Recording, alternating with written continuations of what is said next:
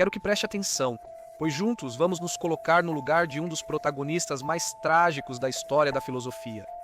Imagine ser um jovem filósofo reconhecido mundialmente por suas contribuições.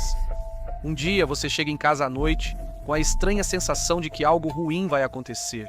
Seu criado abre a porta para você e você o observa atentamente porque ele anda se comportando de forma estranha há alguns dias. Ele está mais distraído do que o normal. Você precisa repetir as coisas várias vezes para ele. Ele parou de olhar nos seus olhos, mas você atribui ao cansaço e ignora. Enquanto ele te acompanha ao quarto, pergunta se precisa de algo. Você responde que não e pede para ficar em paz, pois vai tentar dormir. Seu criado assente e fecha a porta atrás de si. Parece que ele te lança um último olhar indecifrável, mas talvez seja apenas imaginação sua. Você balança a cabeça e deita na cama esperando que o descanso clareie sua mente. Você adormece rapidamente, exausto após um dia difícil. Horas depois, em um sonho confuso, ouve o rangido de uma porta se abrindo. Você faz um enorme esforço de vontade, abre os olhos e, enquanto se acostuma com a escuridão, consegue distinguir, aos pés da sua cama, a silhueta de 4 homens mascarados. Em um instante que dura uma eternidade, você vê a luz da lua refletida na mão de um deles. É a lâmina de uma faca. Vamos parar aqui. Pedro Abelardo, que acaba de acordar, está prestes a viver o horror. Ele também foi um dos filósofos mais brilhantes do século XII. Esta é a sua história. Estamos no ano de 1114 d.C., em Paris. Os círculos educados da cidade estão agitados com a volta do polêmico professor de retórica e dialética Pedro Abelardo. Pedro Abelardo nasceu em 1079 em Le Palette, França, filho de uma família rica, de inteligência precoce e ego inflado. Desde pequeno, ele se dedicou aos estudos e à arte da discussão, seduzido pelo prazer inconfessável de dominar os outros com o intelecto. Olha como eu. Abelardo já tinha estado em Paris antes, formando-se no currículo medieval de 1098 até 1108, período no qual ganhou a reputação de ser um aluno teimoso e combativo, sempre querendo entrar em brigas retóricas. Um episódio específico foi, de fato, o assunto dos parisienses por muito tempo, quando, em 1112, ele enfrentou em um debate público um de seus principais mestres, Guilherme de Chambord. Naquela época, o principal debate filosófico era o problema dos universais. Nossos discursos sobre realidade e o ser humano estão cheios de conceitos universais como matéria, cor, animal, racionalidade, humanidade, justiça, beleza e bem. Guilherme defendia uma forma extrema de ultrarrealismo platônico, na qual os universais existiam exatamente assim na realidade extramental, exatamente como a mente concebe, em oposição ao nominalismo, que negava toda a realidade a eles e os via como mera invenção ou construção subjetiva da razão humana.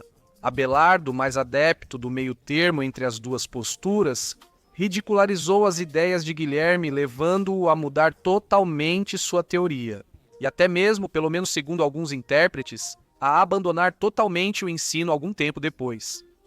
Após esse sucesso esmagador, Abelardo mudou-se para Laon, uma cidade ao nordeste de Paris. E ao seu retorno, em 1114, já se comentava como lá também ele havia destruído até a exaustão seu professor de teologia, Anselmo de Laon. Como se não bastasse, o cara não só sabia falar, mas também era bonito e tinha talento para poesia e música. Tem certeza de que não está me descrevendo?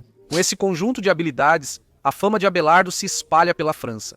E quando finalmente se estabelece como mestre leigo na escola de Notre-Dame, todos os olhos estão voltados para ele. Expectativas sobre o potencial dessa jovem promessa. Mas ali onde a glória é forjada, também vão se formando as rivalidades, as invejas e o desejo de vingança. Talvez Abelardo não percebesse, mas ao seu redor iam se reunindo cada vez mais e mais inimigos. Discípulos magoados de mestres ridicularizados, todos aguardando sua chance. O melhor momento para atacá-lo e tirar tudo dele. Esse momento estava prestes a chegar, e foi o próprio Abelardo quem trouxe sobre si esse destino trágico. Entra nessa história uma jovem de 23 anos, Heloísa.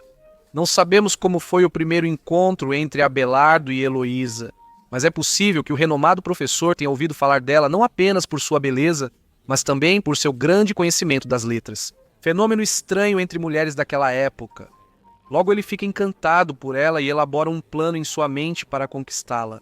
Heloísa era filha de uma abadesa e possivelmente de um nobre que se tornou padre após o escândalo, e como tal, ficou sob os cuidados de seu tio, o cônego da Catedral de Paris, que se chamava Fulberto. Para com isso, não inventa. Sério, esse era realmente o nome dele. Ah, então deve ter sido um desgosto para os pais dele. Bom, de qualquer forma, com o pretexto de que não podia conciliar os estudos com os cuidados de uma casa, Abelardo consegue convencer Fulberto a deixar que Heloísa o hospede em sua casa em troca de uma pequena pensão e da promessa de se tornar o tutor da jovem. Fulberto, impressionado com o talento e a reputação de Abelardo como homem reto e casto, aceita. E claro, o que poderia dar errado? Logo, a convivência fez com que Abelardo e Heloísa se apaixonassem perdidamente. Abelardo relata em suas memórias que, sob o pretexto da ciência, se entregaram ao amor. Estudar a lição nos permitia encontros secretos desejados pelo amor. Trocávamos mais beijos do que palavras, e minhas mãos buscavam seus seios mais que os livros. O enamoramento tornou nosso filósofo aclamado desajeitado, passando a ser desastrado e distraído nas aulas públicas. E rumores de um amor secreto começaram a circular entre seus alunos. Ninguém deixava de notar a rapidez com que Abelardo voltava para casa e a lentidão com que saía dela. Até que, finalmente, a aventura chegou aos ouvidos de Fulberto. Ferido pelo que sentia como uma traição, o cônego ficou furioso e separou os dois amantes, proibindo Abelardo de se aproximar dela para sempre. Mas, pouco tempo depois, nosso protagonista recebe uma carta de sua amada que muda tudo. Heloísa está grávida. Com cartas furtivas, ambos traçam um plano e, aproveitando uma noite em que Fulberto está ausente, Abelardo rapta Heloísa e a leva para sua cidade natal. Lá, ela dará à luz Astrolábio, filho dos dois, que ficará aos cuidados da irmã de Abelardo. Fulberto fica furioso. Não só cuspiu na cara de Abelardo desonrando sua família, como ainda levou sua amada sobrinha embora sem avisar. Ele precisa fazer com que ele pague, mas com Heloísa nas mãos do inimigo, há pouco que pode fazer e se limita a definhar em silêncio. Consumido pela angústia e desejo de vingança, Abelardo ouve sobre o estado do cônego e, talvez por compaixão, decide visitá-lo. De joelhos, ele suplica seu perdão e promete se casar com Heloísa para corrigir sua falta. Com uma condição, que o casamento fique em segredo para não prejudicar sua reputação ou carreira eclesiástica, que a igreja, naquele momento, começava a enfatizar muito mais o celibato como condição para o sacerdócio. Fulberto concorda e Abelardo retorna com Heloísa, certo de ter resolvido o problema. Mal sabia ele que essa condição de segredo seria sua perdição. Se estiver gostando e aprendendo algo novo, deixe um like no vídeo, porque isso me ajuda muito a alcançar mais pessoas. E eu acho que Abelardo, que é uma figura pouco conhecida, merece isso. Além disso, agradeço a Isabel Gutierrez por me apoiar no Patreon. Você também pode fazer isso lá ou tornando-se membro do canal. Deixo os links na descrição. Heloísa se opõe frontalmente a esse plano, convencida de que seu tio será incapaz de guardar o segredo. Além disso, ela acha que a vida matrimonial será um obstáculo para a carreira filosófica de Abelardo. Também não é como se ele ganhasse muito dinheiro para poder sustentar uma família. Eles discutem e Heloísa supera seu mestre, defendendo-se com argumentos das escrituras, padres da igreja, Sêneca, Cícero e Santo Agostinho, dizendo a ele que prefere 1000 vezes continuar sendo sua amante do que sua esposa, mas nada consegue convencê-lo e no final, Heloísa acaba cedendo.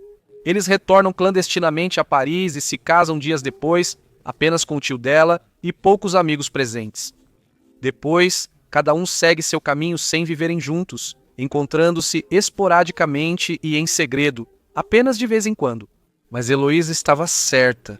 O tio dela não tinha nenhuma intenção de guardar o segredo. Com o objetivo, certamente, de reparar a desonra à sua família, ele falou sobre o casamento para todo aquele que quisesse ouvir.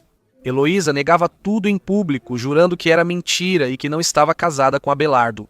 Isso irritou seu tio, que passou a tratá-la pior, gritando e insultando muito em casa.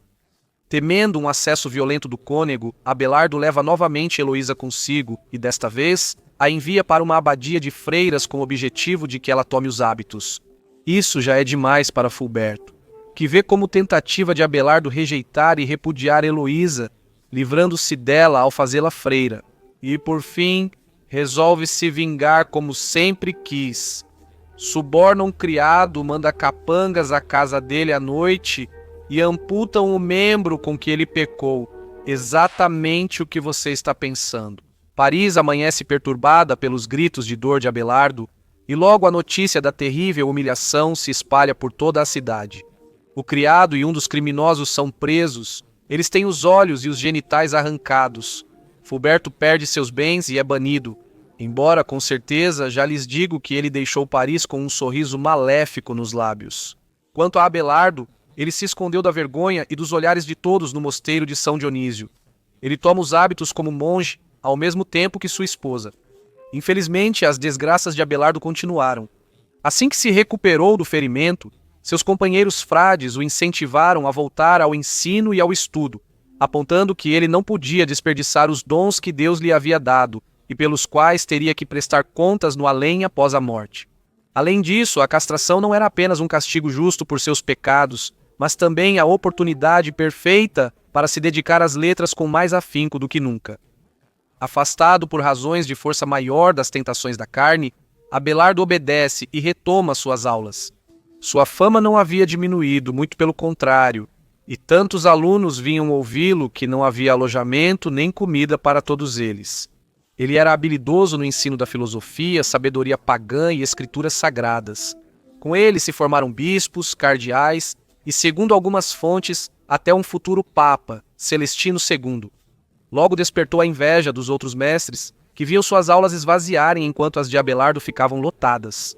Nessa época, convencido de que para crer, para ter fé, é necessário primeiro entender, usar a razão. Ele escreve um tratado teológico sobre a unidade e trindade divina, defendendo a fé apenas com argumentos racionais. O texto é lido e admirado por todos, mas recebido com alegria, principalmente por seus adversários, que veem nele a oportunidade perfeita para atacá-lo. Dois antigos inimigos, Alberico e Lotulfo, alunos de Guilherme e Anselmo, os dois mestres que Abelardo havia ridicularizado em sua juventude. Conseguiram, por meio de insinuações, que o legado papal na França o convocasse para um concílio em Soissons, onde seria analisada a ortodoxia de seu novo tratado.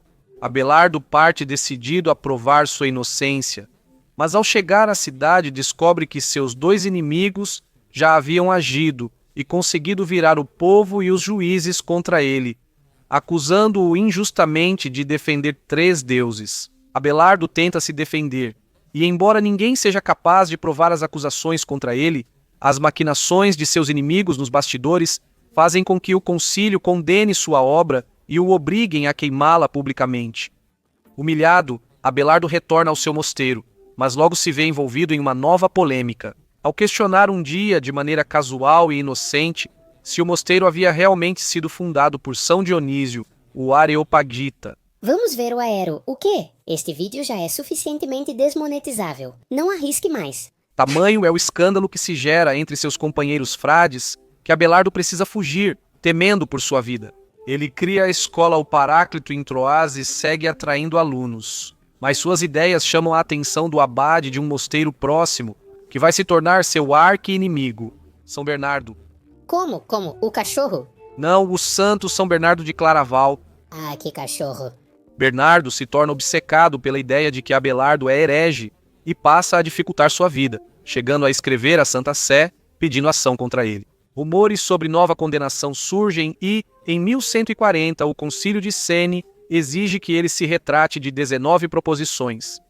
Não querendo ser julgado novamente por aqueles que já tinham algo contra ele há muito tempo, Abelardo viaja a Roma para pedir ajuda ao Papa Inocêncio II, mas descobre no caminho que seus inimigos chegaram antes.